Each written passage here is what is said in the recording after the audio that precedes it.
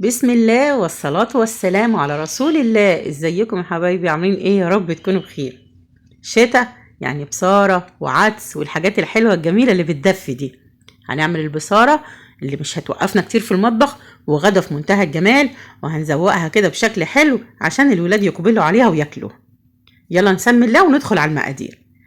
نص كيلو من الفول المدشوش مغسول ومنقوع قبلها بثلاث ساعات على الأقل.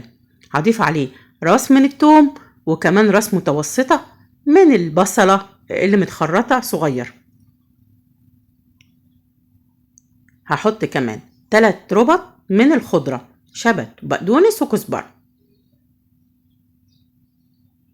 هقطعهم بالشكل دوت وهضيفهم على الخليط بتاعي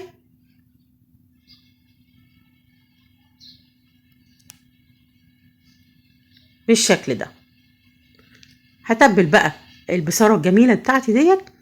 التتبيلة بتاعتها سهلة جدا وبسيطة. معلقة من الكمون كبيرة، ومعلقة ملح تظبط الطعم، ونص معلقة من الشطة، بس كده.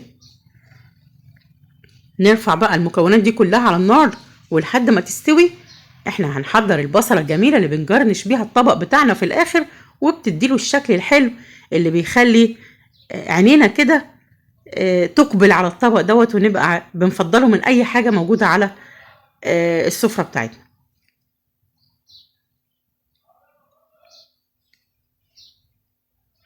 بنقول كده ان العين بتاكل قبل البق. هنا بقى بنعمل ايه؟ على بال ما يستوي الفول بتاعنا هنحضر البصلة. هقطعها اجنحة، وبعد كده هقولك على مكون سري في منتهى الجمال هيخليها مقرمشة وزي الفل.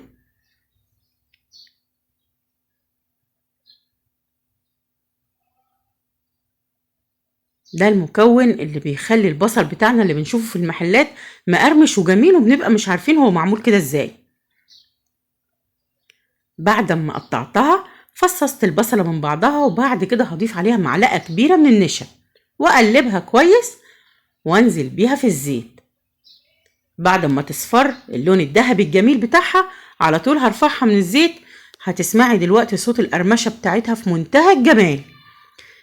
هنا بقى البصارة بتاعتي كانت استوت، الفول استوى، والثوم وكل المكونات اللي انا حطاها. عندك هاند بلندر هتعمليها وهي على البوتاجاز، مش عندك هتعملي زي ما انا عملت كده، سبتها تهدى شوية وضربتها في الخلاط، وارجع بعد كده اظبط الطعم بتاعها، ملح وكمون وسنة من الشطة كمان. شايفة البصل مقرمش وجميل ازاي؟ هنجرنش بيه بقى الطبق بتاعنا، وهنقدمه بألف هنا وشفا للي هياكله.